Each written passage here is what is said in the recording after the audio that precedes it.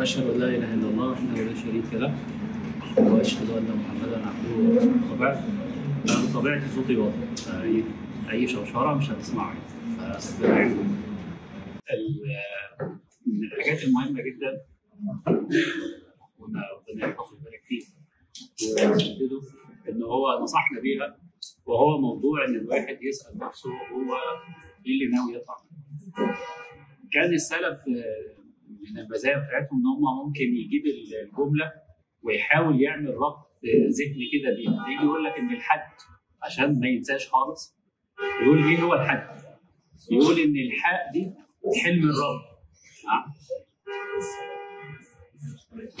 يقول ان تظبط الرجاله بس. فبيقول ان الحاء دي حلم الرب، والجيم دي جرم العبد. فايه هو الحد بالنسبه له؟ ان جرمي في حلم. طب ايه هي بقى العمره؟ كانوا يقولون ان العمره هي اعمار الود. اعمار الود. وان احنا عاوزين نتعامل مع العمره دي ان هي بتكون خلاص هي طريق، مش مجرد محطه في حياتي. انا زي السعاده كده، السعاده دي مش محطه انا هقف فيها وانتهي. لا، هي ده طريق انا ماشي فيه. فالعمره النهارده انا لازم اطلع منها.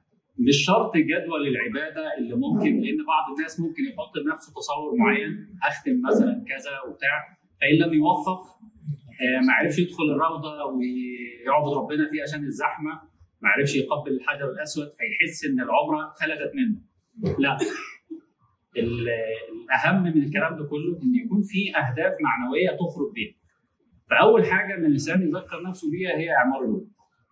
واعمار الود ده هيجي من ان الانسان يخرج من العمره دي فعلا يكون رافع شعار بقلبه عرفت ربي. من المعاني يمكن الواحد خطر على بالي، او يعني قدر الله سبحانه وتعالى ان الواحد ينتبه ليها الفتره دي، هو معنى من اسم الله الوهاب. الله الوهاب اذا فتح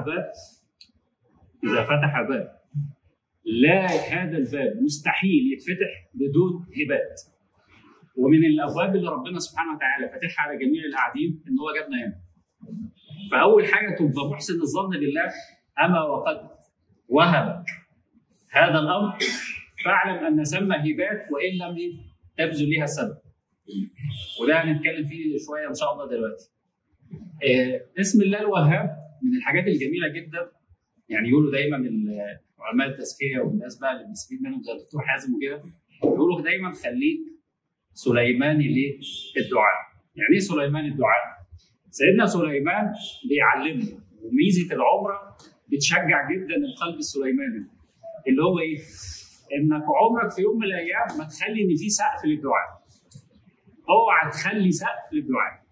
ولذلك الله سبحانه وتعالى في الانبياء في القران ذكر لنا الانبياء وقال لنا في الاخر فبهداهم اقتدوا. انا عشان اقتدي لازم اشوف هم عملوا ايه. من الحاجات اللي هي حاضره جدا في حياتهم وفي ادعيتهم ان ما كانش فيه سقف في الدعاء. تيجي تستحضر كده انت مستني ان مستحيل هيطلب الدعاء ده. يعني في ايه بيسموها العلماء ايه الاخفاق المبارك. ايه الاخفاق المبارك ده؟ واحد عمل خطأ، المفترض بيبقى مشغول بالدعاء بايه؟ ان ربنا يغفر ليه، يتوب عليه، يعفو عنه، يكفر عنه السيئات، صح؟ لكن ميزه القلب السليماني بيقول لنا حاجه ثانيه. بيقول لك لا، وانت في مشغول بتدعي ربنا سبحانه وتعالى وانت في اخفاقاتك لا تنسى ابعد خيالاتك. ايه ابعد خيال؟ رب اغفر لي وهب لي ملكا لا ينبغي لاحد. انت اصلا مستحضر ان في الوقت ده المفترض يكون مشغول بايه؟ فقط بالمغفره، صح؟ لكن اللي بيعبد الوهاب لان هو ختم من ايه؟ يعني ايه اللي خلى سليمان عليه السلام يدخل بالقوه الرهيبه دي؟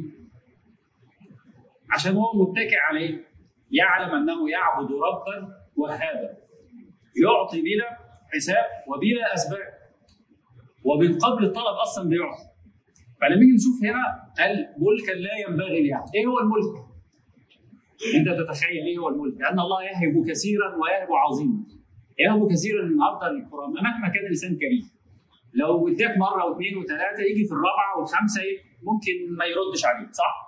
لكن الرب سبحانه وتعالى لا، ده يأمرك انك تطلب، ادعوني. لا، والنبي صلى الله عليه وسلم بيقول لنا انك متعرض للغضب ان لو ما طلبتش. ان الله يغضب من لم يسأل، من لا يسأل، فلو ما سألتش يغضب عليك، واذا وهب يهب عظيما.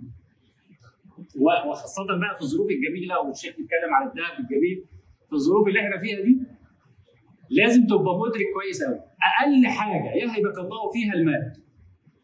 لو تأملت وهبك الحياة، وهبك العقل، وهبك الإيمان، وهبك العفة، ما وهبك الصحة، وهبك حاجات كثيرة جدا. فسيدنا سليمان لما طلب الملك أخذ إيه بقى؟ فسخرنا له، صح؟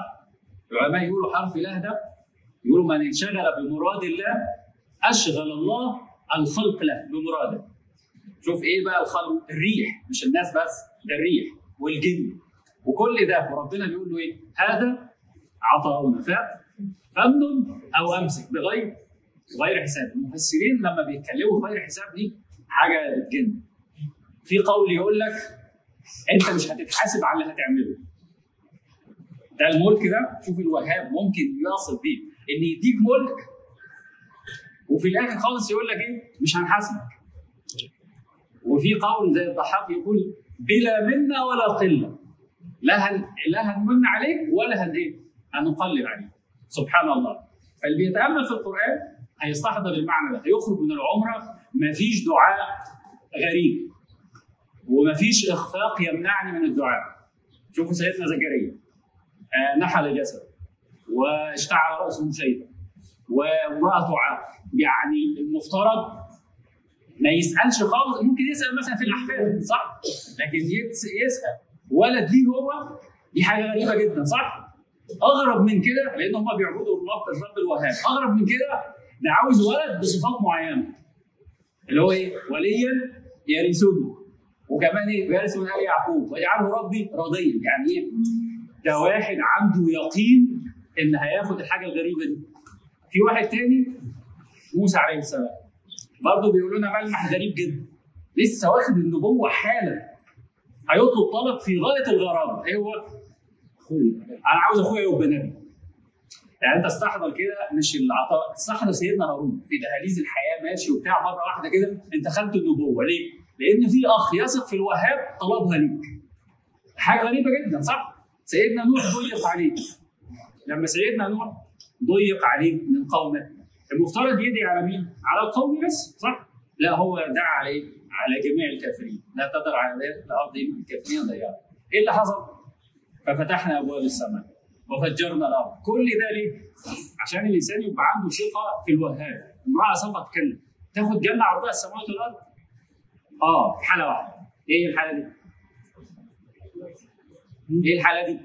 هي عطيه النيه. ايوه، اذا كانت من الوهاب خلاص انتهى. شوفوا زكريا، احنا كنا بنتكلم من شويه عليه السلام عليه، ربنا سبحانه وتعالى قال فاستجبنا له ووهبنا. وبعدين هو المفترض مين يجي الاول؟ صح؟ كأن الله سبحانه وتعالى يقول لك ايه؟ بدون السبب هتاخد. فانت هتاخد، وبعدين السبب ده ما تشغلش نفسك بيه. احنا في الوقت ده اكيد كل واحد منا مشغول بموضوع الاسعار والدنيا وراحت والكلام ده. في حاجتين هختم بيهم. طبعا انا بتكلم من باب مثلا الامام مالك كان عم بيجي يطلع الطلبه بتوعه فهذا خافوا يتكلموا. فقالوا له لا اتكلم جنب عشان ما تغلط ايه اصححك. فهو بس احنا احتراما لرغبه الدكتور حازم نتكلم يعني. الامر الاولاني انه كل جنيه حضرتك صرفته في العمره دي، اول حاجه في غيرك بيصرفوا على مارينا وعلى حاجات ثانيه دنيويه. مش شرط ان هي حاجه حرام، بس بيصرفوا على دنيا. انت عما تصرف مال لاخره ده ليه حسبه ثانيه خالص. ثم انت موعود بكفاره، العمره الى العمره كفاره. ثم انت موعود ان اكثر حاجتين اي انسان مسلم يخاف منهم الفقر صح؟ والذنب. الفقر عشان النفس اذا اوتيت رزقها استراحه، فخايف من الفقر وخايف من الذنب صح؟ من اكثر الحاجات في العمره بتاخدها الاثنين دول بتاخد فيهم ضمان. ايه هما؟ الصلاه على النبي، يغفر الهم ويغفر الذنب. الهم الدنيوي والذنب الاخروي خلاص تبعاته خلصت. طيب والحاجه الثانيه؟ النبي صلى الله عليه وسلم قال ينفيان عن الحج والعمره الفقر والذنوب. الاثنين بيتنفوا مش موجودين. وان كده كده هيحصل ايه؟ في خلف عليه.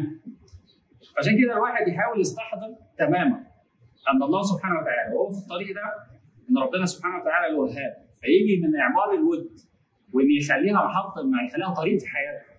مفيش حاجه عندي فيها ليها سقف مع ربنا، اي حاجه انا هطلبها.